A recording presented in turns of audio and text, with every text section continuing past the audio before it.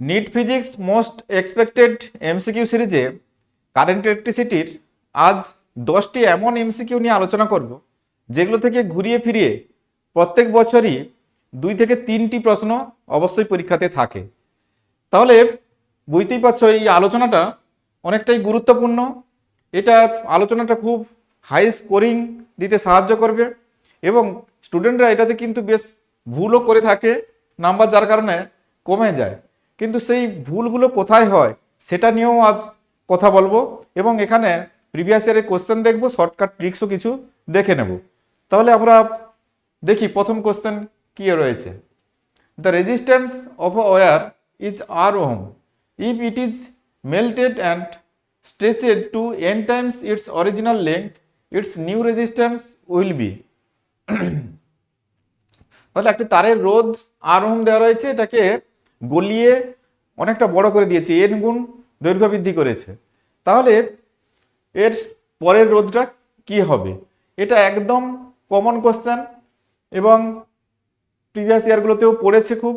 তো এটার সূত্র যেটা সেটাও আমাদের এগুলো প্রমাণ করতে হয় না, মনে রাখতে হয় যে টেনে এভাবে n গুণ দৈর্ঘ্য বৃদ্ধি করলে তাহলে নতুন রোধ যেটা হয় আর প্রাইম ইকুয়াল টু, সেটা হবে কত? R prime equal to n square R. N গুণ যদি দৈর্ঘ্য বৃদ্ধি হয় তাহলে নতুন রোধ হবে R prime equal to n square R. আগে যা ছিল তার এন স্কোয়ার গুণ হয়ে যাবে। ক্যালকুলেশন চাইলে আমার বিগিনার্সদের জন্য যে ভিডিও ফাউন্ডেশন কোর্সে দেওয়া রয়েছে সেখান থেকে দেখে নেবে। Next, a set of n equal resistor each of resistance r when connected in series have an effective resistance x। তাহলে n সংখ্যক ইকুয়াল রেজিস্ট্যান্স যখন সিরিজে কানেক্টেড আছে তখন equivalent resistance x equal to n into হয় r, সরাসরি যোগ হয় এখানে, তাহলে n r হবে। আবার when they are connected in parallel, যখন প্যারালাল কানেক্টেড হয়ে আছে তখন equivalent resistance y equal to, সেটা হবে r বাই n। এখন question ratio x by y, তাহলে ratio x by y equal to nr by r by n সমান এটা হবে n স্কোয়ার। তাহলে n স্কোয়ার, অপশান বি এক্ষেত্রে correct, option B is correct. Kirchhoff's first law and second law of electrical circuit are a consequence of the, কারশফের প্রথম সূত্র ওখানে চার্জের ব্যাপারে বলা আছে, কারেন্ট থেকে চার্জ অর্থাৎ চার্জ কনজারভেশন থিওরিকে হোল্ড করে। আর দ্বিতীয়ত যেটা কিরচফস ভোল্টেজ ল বা কেভিএল বা সেকেন্ড ল যেটা, সেটা হচ্ছে এনার্জি কনজারভেশন থিওরি হোল্ড করে। তাহলে এখানে কোনটা কোন সূত্র? তাহলে first law conservation of charge আর second law conservation of energy. এই যে কনজারভেশন অফ চার্জ আর conservation of energy, option B is correct. The colour code of a carbon resistor is, এখানে yellow, violet, brown and gold. The value of resistance and tolerance respectively are. তাহলে এই যে colour code দেখে ওর রেজিস্ট্যান্সের value calculate করার যে রুলটি আছে, ওই BB ROY get back very good wife ওই ফর্মে, তাহলে কোন কালারের ভ্যালু কত সেগুলো মনে রাখতে হয়। ওই মূল ভিডিওতে এগুলো সব পেয়ে যাবে, এখানে আমি শুধু ভ্যালুগুলোই বলছি। তাহলে হলুদ, প্রথমে এখানে যেদিকে সোনালি থাকবে তার বিপরীত দিক থেকে আমাদের পড়তে হয়, তাহলে হলুদ। তাহলে হলুদের ভ্যালু কত সেটা আমাদের জানতে হয়। তো হলুদের ভ্যালু হচ্ছে 4, তাহলে হলুদের ভ্যালু 4। তাহলে হলুদ, তারপরে বেগুনি, বেগুনির ভ্যালু হচ্ছে 7, তাহলে এটা 7 লিখলাম। তাহলে হলুদ, তারপরে বেগুনি, তারপরে আছে বাদামি, বাদামির ভ্যালু ব্ল্যাক ব্রাউন, অর্থাৎ ওটা ব্রাউন হচ্ছে সেকেন্ড কালার, ওর ভ্যালু হচ্ছে 1, তাহলে ওটা হচ্ছে 10 টু দি পাওয়ার 1 এইভাবে বসে। আর প্লাস মাইনাস যেটা টলারেন্সটা দিয়ে লিখতে হয়, এটা সোনালি কালার আছে অর্থাৎ টলারেন্স হচ্ছে 5% এইভাবে, তাহলে এইভাবে লেখা হয়। তাহলে এখানে এই রেজিস্ট্যান্সের ভ্যালু হচ্ছে 470 এত ওহম, আর টলারেন্সের ব্যাপার বললে ওটা হচ্ছে 5% টলারেন্স। তাহলে এখানে অপশান বি 470 আর 5%। পোটেনশিওমিটার তারের দুটি কোষ প্রথমে সহযোগী ও পরে বিরোধী হিসাবে কাজ করবে। অর্থাৎ পোটেনশিওমিটার ওয়্যারের লেন্থ দেওয়া রয়েছে 100 centimetre long and a constant potential difference is maintain across it. Two cells are connected in series first to support one another and then in opposite direction. তাহলে প্রথমে দুটো সেল এইভাবে কানেক্টেড, এটা এইভাবে দুটো sell connected, আর পরে এইভাবে connected, এইভাবে এটা সাপোর্ট করছে, এটা অপোজিট ডিরেকশনে রয়েছে এই দুটো ক্ষেত্রে। তাহলে এক্ষেত্রে ইএমএফ এই দুটো পয়েন্টের মধ্যে ইএমএফ বেশি হবে। তাহলে ইএমএফ এর সঙ্গে লেংথের সম্পর্ক ই পোটেনশিওমিটারের ক্ষেত্রে ই প্রপোর্শনাল টু এল হয়। তাহলে প্রথমে দুটো সেল এখানে, তাহলে E1 একটা তড়িৎচালক বল E1 প্লাস E2, এটা এক্ষেত্রে ইকুইভ্যালেন্ট তড়িৎচালক বল হবে। দ্বিতীয় ক্ষেত্রে হবে E1 মাইনাস E2, যেটা বড় হবে সেটা থেকে ছোটটা বিয়োগ করতে হবে। তাহলে এটা এদের দৈর্ঘ্যের সঙ্গে সমানুপাতিক। তাহলে আমি সেই সমানুপাতিক বিষয়টাকে এভাবে অনুপাত আকারে লিখে ফেলতে পারি। তাহলে প্রথমের লেংথ কত ছিল? প্রথমের লেংথ ছিল 50 centimetre. The balance position are obtained at 50 centimetre. তাহলে প্রথম ক্ষেত্রে এটা 50 সেন্টিমিটার, আর দ্বিতীয় ক্ষেত্রে ব্যালেন্সিং লেংথ দেওয়া রয়েছে 10 সেন্টিমিটার, 10। তাহলে এটা কত হবে? 5 হবে। তাহলে E1 প্লাস E2 সমান 5 E1 মাইনাস 5 E2, এটা দেখতে পাচ্ছি। তাহলে এটা সলিউশন করলে তাহলে 4 E1 ইকুয়াল টু 6 E2। তাহলে E1 বাই E2 সমান কত আসছে? তাহলে E1 বাই E2 সমান 6/4, দ্যাট ইজ 3/2, এটাই অ্যান্সার। মিটার ব্রিজের বাম প্রান্ত থেকে নিষ্পন্দ বিন্দু 20 সেন্টিমিটার দূরে পাওয়া গেল। ডান দিকের গ্যাপে 1 ওহম রোধ থাকলে অজানা রোধের মান কত? মিটার ব্রিজে এইভাবে রোধগুলো থাকে, আর এখানে তো মিটার ব্রিজের তারটি থাকে। তাহলে গ্যালভানোমিটার এইভাবে থাকে, গ্যালভানোমিটার এটা, তাহলে এখানে একটা রেজিস্ট্যান্স আর এখানে একটা রেজিস্ট্যান্স, আর এই পোর্শনটা হচ্ছে পি আর এইটা হচ্ছে কিউ, এই ফর্মে।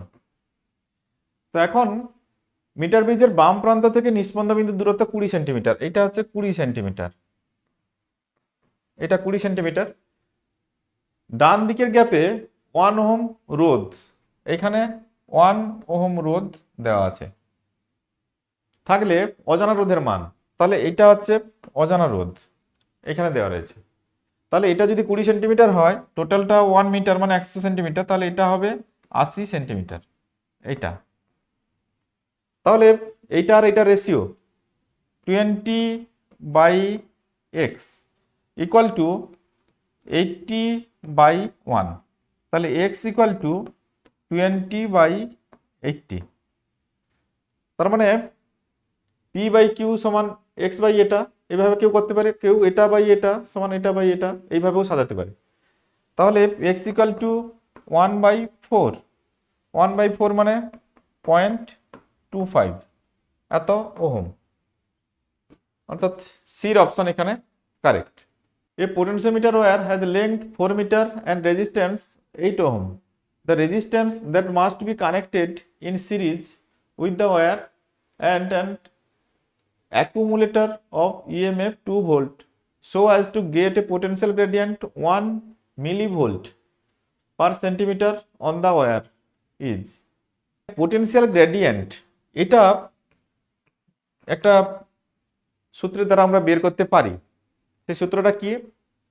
এখানে E0 এখানে যে ইএমএফটা এক্সটার্নাল লাগানো হয় সেটার তড়িৎচালক বল divided by EMF divided by এখানে যে রেজিস্ট্যান্সগুলো থাকে পোটেনশিওমিটারের ওয়্যারের রেজিস্ট্যান্স প্লাস এখানে এক্সটার্নাল রেজিস্ট্যান্স আর প্লাস যে এক্সটার্নাল এই যে পাওয়ার সাপ্লাই দেওয়া থাকে তার যে ইন্টারনাল রেজিস্ট্যান্স আর এটা ইনটু ইনটু 1/L এই ফর্মে ইনটু একটা থাকে এই পোটেনশিওমিটারের রেজিস্ট্যান্স এদিকে গুণ থাকে, আমি এটা এভাবে লিখছি আরপি। এটাই হচ্ছে পোটেনশিয়াল গ্রেডিয়েন্ট বের করার ফর্মুলা। এই ফর্মুলার কি করে এলো এই ফর্মুলাটা সেটা তোমরা ওই ফাউন্ডেশন ভিডিওতে পেয়ে যাবে। তাহলে এখানে দেখো কি কি দেওয়া রয়েছে। পোটেনশিওমিটার ওয়্যার হ্যাজ লেংথ, এখানে এল এর ভ্যালু 4 মিটার দেওয়া রয়েছে, রেজিস্ট্যান্স 8 ওহম, তার মানে এল ইকুয়াল টু 4 মিটার। এখানে RP equal to 8 ohm. The resistance that must be connected in series with the wire, তার মানে আর ইকুয়াল টু বের করতে হবে connected resistance and accumulator of EMF, তার মানে ই জিরোর ভ্যালু এখানে 2 volt. Potential gradient K equal to 1 millivolt per centimetre, K 1 millivolt, তাহলে 1 ইন্টু 10⁻³ ভোল্ট, আর পার সেন্টিমিটার আছে তার মানে 1/100। এটা হচ্ছে আমি তাহলে করে নিলাম, এটা হচ্ছে ভোল্ট পার মিটার ইউনিটে। এখন আমাকে তাহলে বের করতে হবে আরটা, তাহলে এখানে বসিয়ে দাও। এটা করলে কত হবে, 100 উপরে গেলে এটা কেবল 10⁻⁻1 বা 1/10 ইকুয়াল টু ই জিরোর ভ্যালু 2, আরপি 8 প্লাস আর এর ভ্যালু তো চাই এটা। এখানে স্মল আর এর ব্যাপারে কিছু বলা নেই, ওটা 0। এখানে ব্যাটারি ইন্টারনাল রেজিস্ট্যান্স কিছু বলা নেই, মানে ওটাকে কিছু ধরবো না। আর এখানে যেটা লাগবে সেটা উপরে আছে আরপি, সেটা হচ্ছে 8, আর লেংথটা তো দেওয়াই রয়েছে, ওটা হচ্ছে 4।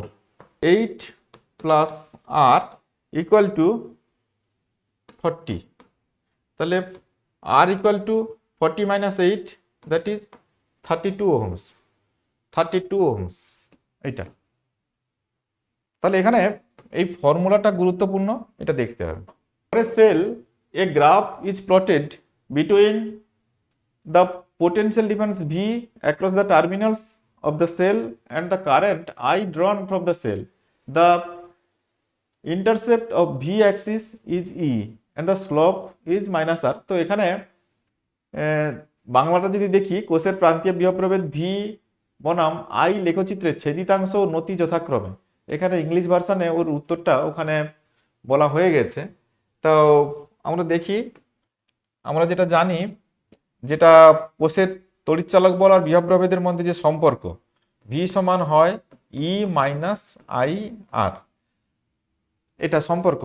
এটা লেখচিত্রটা করলে একদিকে ভি, একদিকে এদিকে যদি আমরা এখানে লেখচিত্র ভিআই লেখচিত্রের কথা বলেছে ভিআই, তাহলে লেখচিত্রটা এরকম লাগবে দেখতে।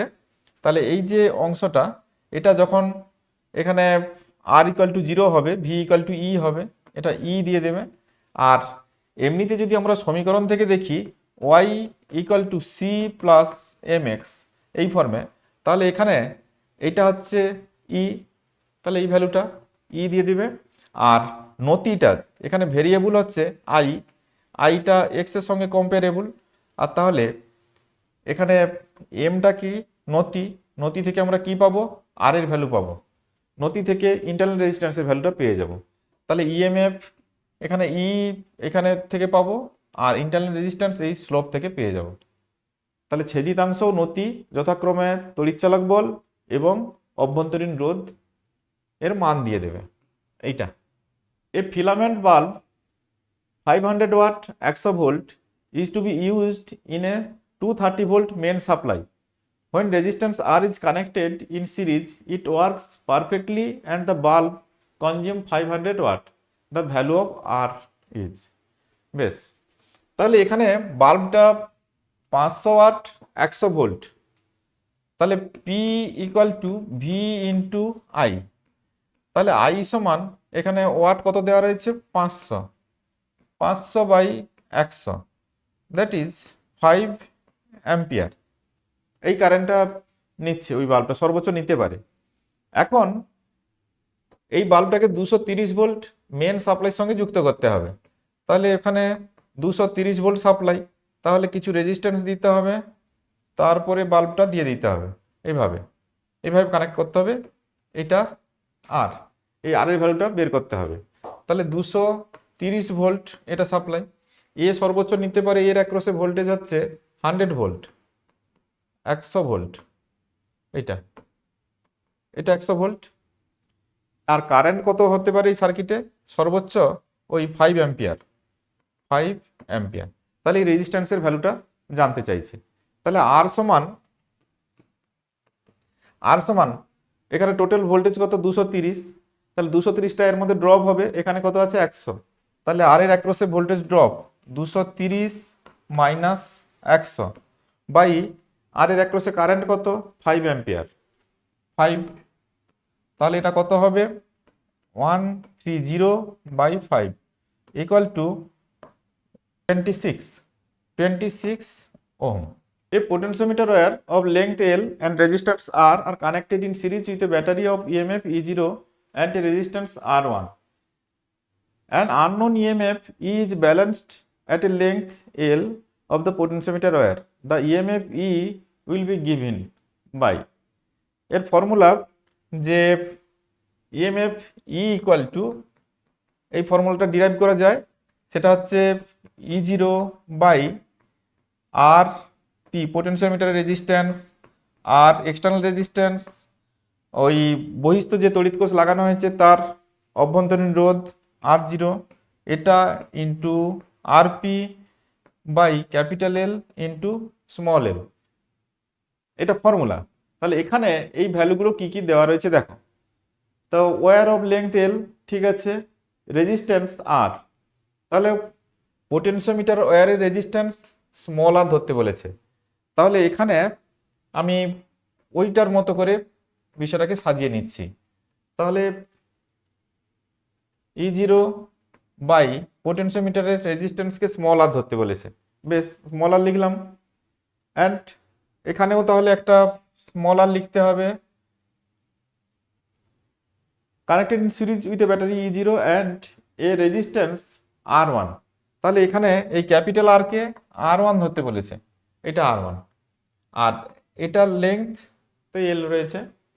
And unknown EMF is balanced at the length L, তাহলে ওই ছোট এলটাকে ঠিক রাখতে বলেছে, ছোট L of the potentiometer wire, the EMF E will be given by. তাহলে এখানে ব্যাটারির অভ্যন্তরীণ কোনো রোধ নেই, বা যে কোষটা লাগানো হয়েছে যার তড়িৎচালক বল হচ্ছে E0, তার কোনো অভ্যন্তরীণ রোধের কথা বলেনি, তাহলে সেটার ভ্যালু কিছু ধরতে হবে না, ওটা 0। তাহলে ফর্মুলাটা দাঁড়াচ্ছে ওই যে উপরের ফর্মুলাটা, তাহলে আমরা এইভাবে সাজিয়ে লিখতে পারি, এইভাবে। তাহলে দেখো এটা কোনটার সঙ্গে মিলেছে, এটা এর অপশানের সঙ্গে মিলে যাচ্ছে, নিচে বড় এল উপরে ছোট এল, এর অপশানের সঙ্গে ম্যাচ করছে। তাহলে এখানে আমরা কতগুলো ফর্মুলা আমাদের মনে রাখতে হবে, তাহলে কিন্তু এখান থেকে যে ধরনের প্রবলেমগুলো থাকে বা যে ধরনের এমসিকিউগুলো থাকবে সেগুলো সহজেই আমরা সলিউশন করতে পারবো। এই ফর্মুলাগুলো মনে রাখতে হবে এবং কোথায় কোন ফর্মুলা লাগবে অবশ্যই সেটাকে স্মরণ করতে হবে। আমরা যেটা নিয়ে আলোচনা করব সেটা হচ্ছে মুভিং চার্জেস অ্যান্ড ম্যাগনেটিজম। এটা খুব ইন্টারেস্টিং, এখান থেকেও খুব ভালো ধরনের এমসিকিউ থাকে, 2-3টি করে এমসিকিউ তো থাকেই। তাহলে এরকম গুরুত্বপূর্ণ আলোচনা পেতে চ্যানেলের সঙ্গে যুক্ত থাকবে, অবশ্যই চ্যানেলটিকে সাবস্ক্রাইব করে রাখবে। Thank you.